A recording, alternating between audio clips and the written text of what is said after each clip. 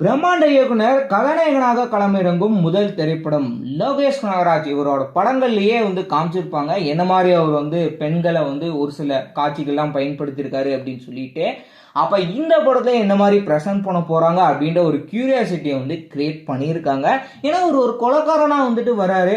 அப்ப கதாநாயகியை ரெண்டு பேரும் லவ் மாதிரியான ஒரு சீன் தான் கொடுத்துருக்காங்க. இருந்தாலும் கதாநாயகி மேல சந்தேகப்பட்டு இவர் ஏதாவது பண்ணுவாரா அப்படின்ற மாதிரியான ஒரு பயங்கரமான ஒரு நெகட்டிவ் கேரக்டரா லோகேஷ் கனகராஜ்க்கு பிரசன்ட் பண்ணியிருக்காங்க.